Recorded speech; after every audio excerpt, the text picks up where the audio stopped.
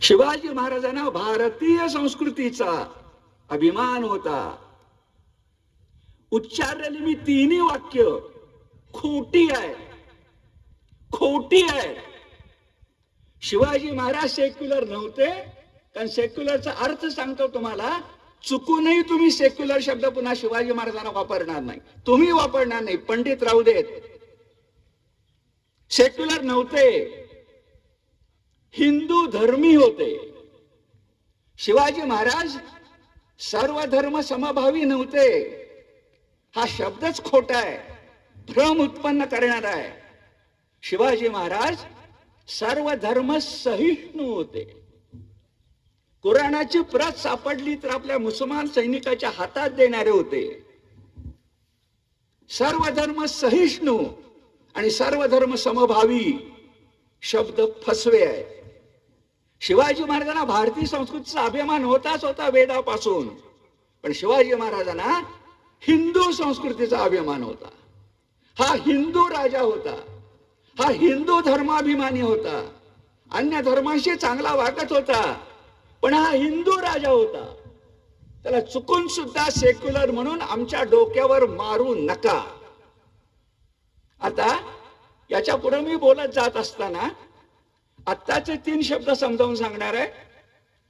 एका मोठ्या इतिहासकार यदुनाथ सरकार म्हणून आहे, त्यांचा संदर्भ देणार आहे आणि नंतर तुम्हाला या पुस्तिकेत काय आहे हे समजावून सांगणार आहे. मी प्राध्यापक असल्यामुळं बोलायचं ते प्रत्येक मिनिट विद्यार्थ्याच्या पदरात पडलं पाहिजे, हा माझा अंगवळणी पडलेला स्वभाव आहे. आणि म्हणून जरी तुम्ही उन्हात असलात, आम्ही सावलीत असलो तरी पुसारा सज्जा कोठी आहे. या सज्जा कोठीमध्ये संभाजी संभाजी महाराज एका विशिष्ट परिस्थितीमध्ये स्वराज्यात परत आले, तेव्हा पिता पुत्रांची भेट या सज्जा कोठीनं पाहिलेली आहे. लेकरा कुठे गेला होतास हे शब्द महाराजांच्या मुखानं निघाले, ते सज्जा कोठीच्या भिंतीने ऐकलेले आहेत. अरे पिता पुत्राचं हृदय, हिमालयासारखा पुत्र, हिमालयासारखा पिता आणि गंगा नदी सारखा पुत्र, या पिता आणि तितकेच विशुद्ध होते संभाजीराजे. सत्यच त्यांचं होतं, शुद्ध विशुद्ध, भोळा म्हटलं तरी चालेल असा शंभूराजा होता. हे सगळं पन्हाळगडावर घडलं. मूळ विषयाकडे येतो. का सेक्युलर म्हणायचं नाही? सेक्युलर शब्दाचे 2 अर्थ आहेत. सेक्युलर शब्दाचे 2 अर्थ आहेत. पहिला अर्थ, सेक्युलर म्हणतात त्या पंडितांना कळतो की नाही, हा माझा प्रश्न आहे. सेक्युलर या शब्दाचा डिक्शनरीतला शब्दशः अर्थ काय माहिती आहे तुम्हाला? सेक्युलर हा शब्द प्रथम जन्मास आला युरोप खंडात. शब्दाबरोबर संस्कृती येते, त्यामुळे सेक्युलर शब्द जो जन्मास आलाय तो पोप आणि राजा इंग्लंडचा किंवा फ्रान्सचा यांनी ठरवून घेतलं की धर्म कुणी पाहायचा? पोपनं. धर्म कुणी पाहायचा? पोपनं. आणि धर्म सोडून अधर्म म्हणा, निधर्मी म्हणा, धर्मनिरपेक्ष म्हणा, अलीकडचे शब्द आहेत आपण वापरतो, हे कुणी करायचं? राजानं करायचं. विभागणी, वॉटर टाईट कंपार्टमेंट, यांना धर्मावर बोलायचं नाही, त्यांना राज्यावर बोलायचं नाही. ही युरोपची सेक्युलर शब्दामागची संकल्पना आहे. अमका तमका युरोपचा राजा चार्ल्स असेल, एडवर्ड असेल, त्याला जेव्हा सेक्युलर शब्द जोडला जातो युरोप खंडामध्ये, तेव्हा त्याचा अर्थ निधर्मी असतो. तिखट वाटेल पण शब्द वापरतो, अधर्मी असतो. धर्माचं त्याचा काही नातं होत नाही. हा युरोपचा अर्थ शिवाजी महाराजांना लागू पडेल. हे राज्य व्हावे श्रींची इच्छा आहे असं म्हणणाऱ्यांना लागू पडेल. पुढे मी शक सांगणार आहे. शक का निर्माण केला, शक करता का झाला, तो मुद्दा मेंढ्यांच्या पासून सुरू करतो. पण तुम्हाला मला पटणार आहे. शिवाजी महाराजांना धर्म, हिंदू धर्म हा बाजूला ठेवा असं वाटत होता. शक्य आहे?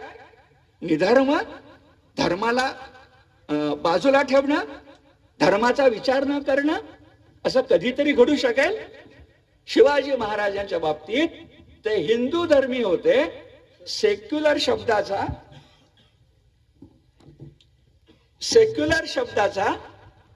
सगळ्यांचं लक्ष माझ्याकडे असू दे. सेक्युलर शब्दाचा निधर्मी जर अर्थ तुम्ही पाहत असाल तर तो शिवाजी महाराजांना लागू पडत नाही. तुम्ही आजच्या तुमच्या कल्पना इतिहासातल्या पुरुषांच्या डोक्यावर लादू नका. पूर्वीची व्यक्ती घ्यायची आणि माझ्या मनासारखं त्याला रंगवायचं, मेकअप करायचं, हे चालणार नाही. ही फसवेगिरी आहे आणि याला तोंड पडलंच पाहिजे. मुद्दा, शिवाजी महाराज सेक्युलर शब्दाचा शब्दशः अर्थ निधर्मी, अधर्मी मुळीच नव्हते. पुढच्या पुराव्यातून येईल. दुसरा मुद्दा, ज्यांना कोणाला सेक्युलर शब्दाचा फार प्रेम आहे, राजकारणासाठी प्रेम आहे, मताच्या पिढीसाठी प्रेम आहे, त्या माणसाने आपल्या डोक्यात एक वेगळा शब्द घुसवलाय. तो म्हणजे सेक्युलर शब्दाचा मराठी भारतीय भाषांतर. काय गंमत बघा, युरोपीय कल्पना भारतात आणताना तिच्या मागचा संदर्भ जात नाही. एखादी परदेशी मुलगी इथं आली आणि तिने कुंकू लावून सौभाग्यवती झाली तर ती अमक्या तमक्याची बायको होते, पण तिचा जन्म कुठला हा पुसला जात नाही. तसं तुम्ही सेक्युलर शब्द मराठी अर्थानं सांगायला लागलात तर त्याच्या पाठीमागची पाळमुळं निधर्माची, अधर्माची पुसली जात नाहीत. मग काय केलं गेलं? तुम्हाला सगळ्यांना माहिती आहे की आम्हाला सांगितलं गेलं सेक्युलरचं मराठी भाषांतर सर्व धर्म समभाव. मेहेंदळे म्हणतात सर्व धर्म समभाव हा शब्द चुकीचा आहे, खोटा आहे, मृगजळ आहे, मायाजाळ आहे, जाळ आहे, खड्ड्यात घालणार आहे. याचं कारण जगामध्ये जितके रूढ धर्म आहेत, माझे शब्द समजून घ्या, जगात जितके रूढ धर्म आहेत त्या सगळ्या धर्मांचं तत्वचिंतन सारखं नाही. एखादा धर्म म्हणतो तलवारीच्या जोरावर धर्मांतर करीन आणि बुद्ध धर्मासारखा धर्म दाखवून देतो की चीन पासून, कंबोडिया पासून सर्व ठिकाणी तलवार सोडा, भगवी कफनी बुद्ध भिक्षूंची होती, धर्माचा प्रसार होतो. दोन्ही रूढ धर्म आहेत, सारखे आहेत. तलवारीच्या जोरावर धर्मांतर आणि बुद्धी, भावना, शब्द, प्रेम, स्नेह याच्या जोरावर धर्मांतर सारखं आहे. हिंदू धर्माच्या मागे वेदातलं जग म्हणजे घरट आहे. ज्ञानदेव म्हणतात हे विश्वची माझे घर, हे हिंदू धर्मात आहे. मी नाव घेत नाही, पण जगातले किती रूढ धर्म हे विश्वची माझं घर म्हणतात? नाही म्हणत. या भूप्रदेशावरची विशिष्ट भूजमीन ही सर्वोच्च, विश्वचे माझे घर हे नाही. याचा अर्थ तत्वचिंतनाच्या दृष्टीने विचार कराल. तत्वचिंतन, वागणं, आचरण, स्वभाव, प्रकृती, तर जगातले सगळे रूढ धर्म सारखे नाहीत. सर्व धर्म समभाव हा शक्य नाही. असला तर तुमच्या कल्पनेत असेल. ढगामध्ये गंधर्व नगर दिसतं, ते गंधर्व नगर खरं नसतं. त्यामुळे यापुढं सेक्युलर शब्दच टाका, सर्व धर्म समभाव टाकून द्या आणि आमच्याकडे पिढ्यानपिढ्या चालत आलेला शब्द सर्व धर्म सहिष्णू. फरक आहे बघा. सर्व धर्म समभाव नाही, सर्व धर्म सहिष्णू. सहिष्णूचा अर्थ काय?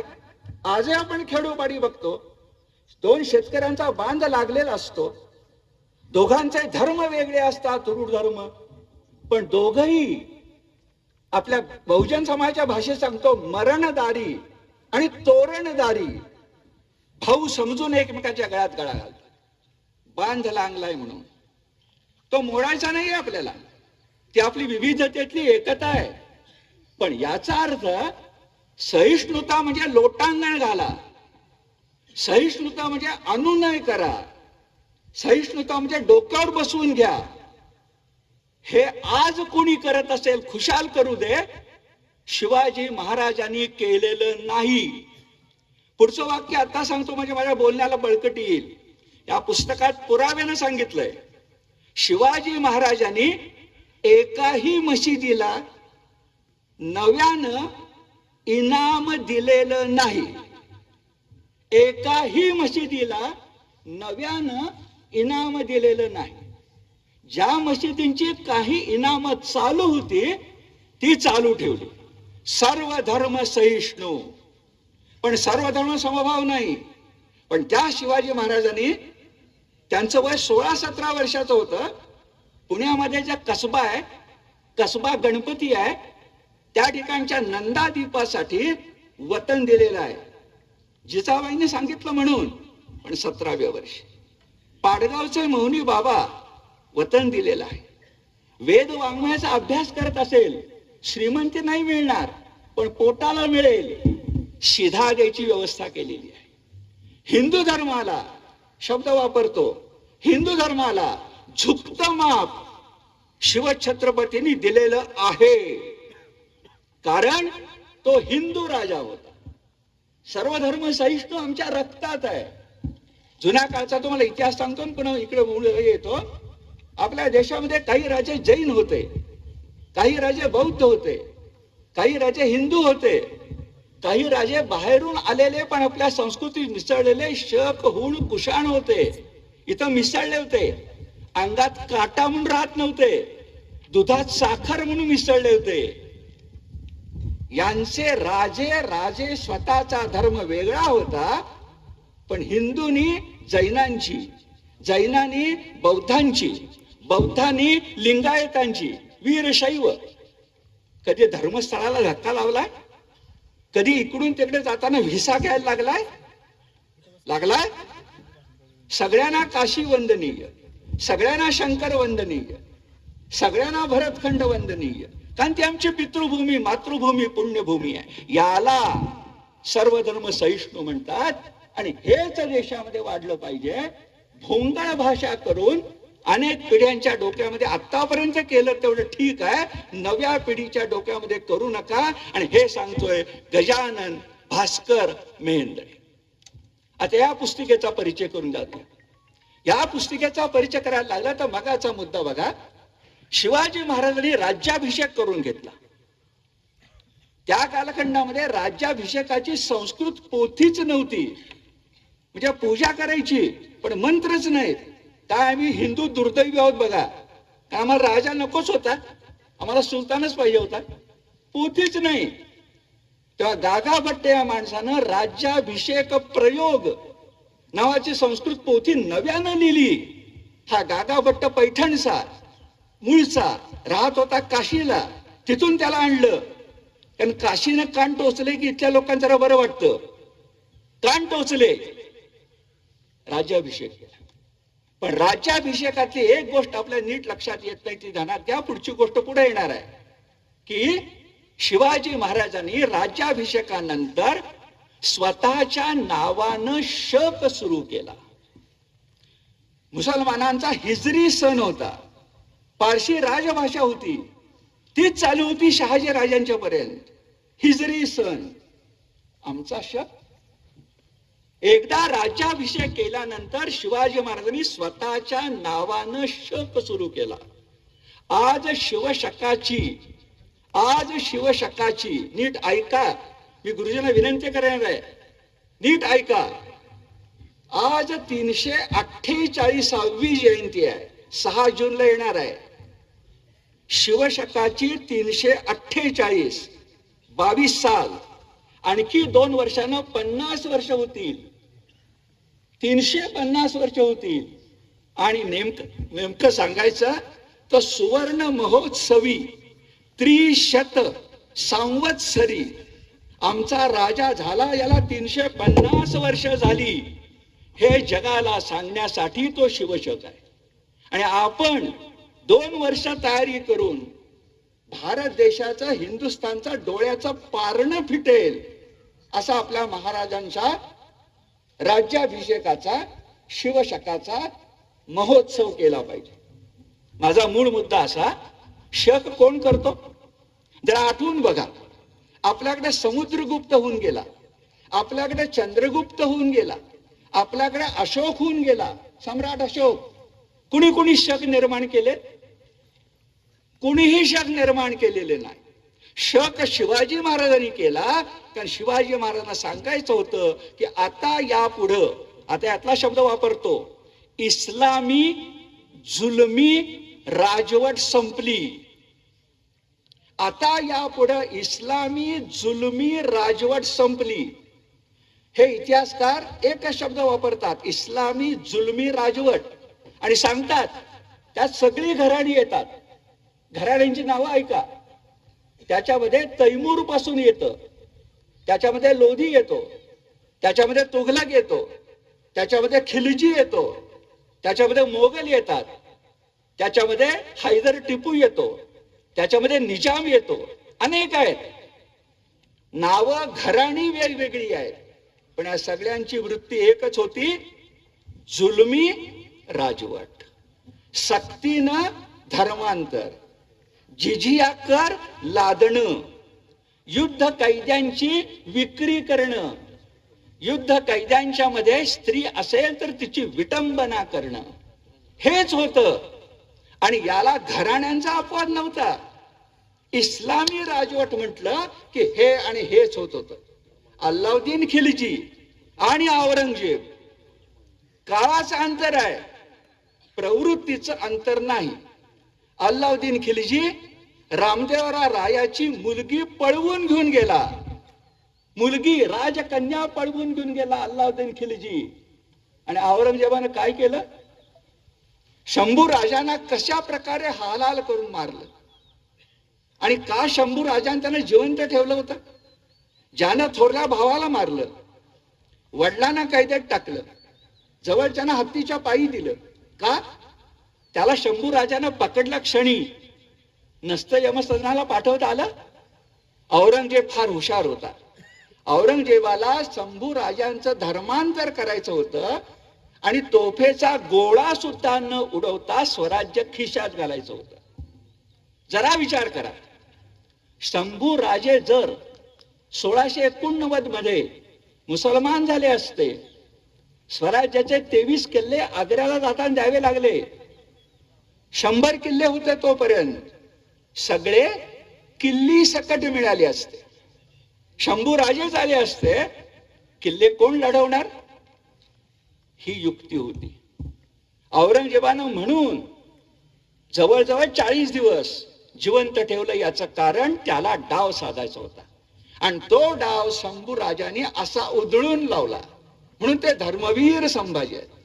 आज सुद्धा तुम्हाला मी सांगतो, संभाजीच्या नावानं, संभाजी महाराजांच्या पराक्रमाबद्दल तुमच्या माझ्या मनातले गैरसमज आणि आजची तुमची माझी भांडणं संभाजी महाराजांच्या डोक्यावर मारण्याचा प्रयत्न काही लोक करतात. हे साफ चुकीचं आहे. शंभू राजे समजून घ्या, इतिहास वाचा, मेहेंदळे वाचा, की तुमच्या लक्षामध्ये येईल. आणि पुराव्यानं बोला. मी काय बोलतोय लक्षात घ्या. मी प्राध्यापक आहे, आचरणानं आणि विचारानं वारकरी आहे. पुण्यामध्ये एक मोठी संस्था आहे, लोकमान्य टिळकांनी स्थापन केली, गीता धर्म मंडळ म्हणून, शताब्दी. त्याचा गेली 15 वर्ष मी अध्यक्ष आहे. हे सांगून टाकतो. कुणी मला विचारेल की तुम्ही इतिहास संशोधक नाही आणि तुम्हाला बोलायचा अधिकार काय? संभाजीराव सांगतात, भिडे गुरुजी सांगतात, पण तुम्ही कोण बोलणार आहे? त्यांना मी सांगतो, मला अधिकार आहे, कारण माझ्या गळ्यात माळ आहे, मी वारकरी आहे. मी माझा प्रबंध 40 वर्षापूर्वी एकनाथांच्यावर लिहिलाय. संत साहित्याचे म्हणजे 18 पुस्तक आहेत. नुसती नावं सांगतो. तुका म्हणे, वारकरी संप्रदायाची प्रस्थानत्रयी, वारकरी संप्रदाय, वारकरी विश्व आणि समर्थ रामदास, लोकनाथ एकनाथ, अशी पुस्तक आहेत. विचारानं आणि आचारानं मी वारकरी आहे. माझ्या घरात वारी नव्हती, पण मी विचारानं आचारानं वारकरी आहे. आणि छातीठोकपणे सांगतो की ज्ञानबा तुकारामांचा मी वैचारिक वंशज आहे. आणि जो वारकरी असतो तो हिंदू धर्मावर प्रेम करतो. आणि जो हिंदू धर्मावर प्रेम करतो तो शिवाजी महाराज अभ्यासपूर्वक हिंदू आहेत हे सांगणार. शकाचा मुद्दा तुमच्या लक्षामध्ये आला. ह्या शकाच्या मुद्द्यानंतर या जेव्हा आपण परिचय याचा करून घेतो तेव्हा तुमच्या लक्षात येईल की याचे सरळ दोन भाग पडलेत. जी पुस्तिका तुम्हाला आता पुस्तिकेकडे लक्ष देऊया. घेऊ देत पाणी. काय फालतूपणा झालाय.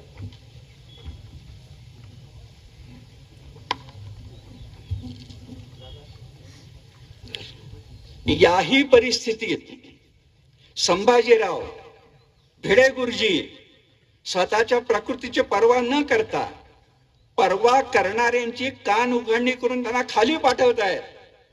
हे समजून घ्या. ज्याचं वय 85 होऊन गेलंय, ज्या माणसानं पूर्वीच्या संतांसारखं आयुष्यभर फक्त सात्विक आचरण केलंय, कधी कुणाकडे काही मागितलं नाही, मान सुद्धा मागितलं नाही, उलट अपमान झोळीत टाकला, तो वर्षानुवर्ष सहन केला. वर्षानुवर्ष उलट उत्तर दिलं नाही, त्यांना माझा समाज आहे. आणि म्हणून मी तुम्हाला सांगणार आहे, अजून 15 मिनिटं मी बोलणार आहे. या 15 मिनिटांमध्ये एकाने हलायचं नाही, एकाने हलायचं नाही, काही होत नाही. आणि 15 मिनिटात मी सांगतो, बरोबर 15 मिनिटात ते नीट समजून घ्यायचं. 9:30 झालेत, 9:45 घंटा वाजेल आणि हा प्राध्यापक थांबेल, नाही तर पगार मिळणार नाही. पण 15 मिनिटात 14 मिनिटं बोललो तर शिक्षणाधिकारी मला विचारतील, ते नाही पाप करणार. नीट ऐका. तुमच्या सगळ्यांच्या लक्षात आलं की शिवशक स्थापन केला म्हणजे काय केलं, इस्लामी राजवट संपवली म्हणजे काय केलं, काय काय केलं शिवछत्रपती. या पुस्तकाचे 2 भाग आहेत. या पुस्तकाची पानं फक्त 60 आहेत. इतकं अप्रतिम पुस्तक आहे की आपल्याकडे गोष्ट सांगितल्यानंतर म्हणतात बघा, 5 उत्तराची कहाणी 60 उत्तरी सफल संपूर्ण. आपल्याला 5 शत्रूंनी ग्रासलंय, त्यांना पंचमस्तंभी म्हणतात. संस्कृत जरा वेगळा अर्थ आहे. त्या पंचमस्तंभींना 5 उत्तरांना 60 उत्तर या 60 पानातून मिळणार आहे. तुम्ही ते वाचायचं, तुमच्याकडे येणार. आता ऐका, याच्यामधली शेवटची 10 पानं सोडली तर 50 पानं इस्लामी राजवटीनं कशा प्रकारचा जुलूम भारतामध्ये केला याचं पुराव्यानं सांगितलेलं आहे. हे का सांगतो? औरंगजेबाला सुद्धा कोणी सुफी संत ठरवत असेल तर या महाराष्ट्राचं दुर्दैव दुसरं कुठलंच नाही. का सुफी संतांच्या मांदियाळीत त्याची कबर आहे खुलताबादला, म्हणून तो संत होतो, सुफी संत होतो. सुफी तर तुम्ही अभ्यासलाय का? सुफी संप्रदायावर आपल्या अद्वैत तत्वज्ञानाचा प्रभाव आहे. मुसलमान धर्माची एक ती शाखा आहे, ती भारतामध्ये वाढली आणि भारतात ती सुफी संप्रदाय वाढत असताना अद्वैत संप्रदायाचा प्रभाव झाला. पण पुन्हा सांगतो, अपवाद सोडला तर या सुफीनी मानवतेचं काम न करता अपवाद म्हणून केलंय. पण या सुफी संतांनी एकूण एक थोडा मानवतेचं काम सोडलं तर या सुफी संतांनी इस्लाम राजवटीचे जुलमी हात बळकट करायचंच काम केलं. किंबहुना तलवार चालवताना दुसऱ्याचं मुंडकं उडवताना जर कोणी कचरत असेल तर सुफीनं जवळ जाऊन म्हणावं, हे कर, हे केल्यानं तुला स्वर्गात जागा मिळणार आहे, अमका तमका देव तुझ्यावर प्रसन्न होणार आहे, चाल तलवार की बळ मिळतं. आणि हात लटलटत असला तर तलवार जोरात चालते. 10 तुकडे केले 100 तुकडे करतो. हे सुफीनी केलेलं आहे. हे पुरामी इतिहासानं बोलतोय, पुराव्याने बोलतोय. अरे त्याला तुम्ही सुफी संत म्हणता? औरंगजेब शहाणा होता, शूर होता, काबूल कंधारपर्यंत राज्य निर्माण केलं. 27 वर्ष म्हातारा इथं होता, पण दिल्लीमध्ये काडी हल्ली नव्हती. विचार करा ना, आमचा आजचा चेअरमन जर निघून गेला तर सोसायटीची काय अवस्था होते. हा दक्षिणेमध्ये होता, 27 वर्ष होता, म्हातारा होता, पण जरब अशी होती की दिल्लीचा दरवाजा कधी उघडायचा हे तो औरंगाबाद मध्ये बसून सांगत होता. औरंगजेबाला मी कमी लेखत नाही, मोठा होता पण संत नव्हता. सुफी संत तर नव्हताच नव्हता, तो शत्रू होता. त्यानं आमच्या संभाजीराजांना मारलं, त्याने शाहू राजाने येसुबाईला चांगलं वागवलं, 100 त्याच्याबद्दल काय मान देऊ, पण शंभू राजाने मारलं ते विसरायचं? अरे ज्याने शाहू शब्द उच्चारला तोही समजून घ्या. शाहू म्हणजे साहू, साहू म्हणजे चांगला. शिवाजी संभाजी वाईट म्हणून त्यांचा नातू चांगला. औरंगजेबाने त्याला साहू म्हटलंय, आपण शाहू म्हणतो. त्याच्या मागं बोच काय आहे बघा. शिवाजी काफीर, संभाजी काफीर, आणि शंभूराजांचा मुलगा मात्र त्याच्या कैदेत आहे म्हणून साहू. अरे शब्दामध्ये संस्कृती असते, बोलण्यामध्ये तुमचा विचार कळतो. हे ध्यानामध्ये घेतलं तर त्यातल्या 50 पानामध्ये इस्लामी राजवटीचे तुम्हाला पुरावे मिळतील.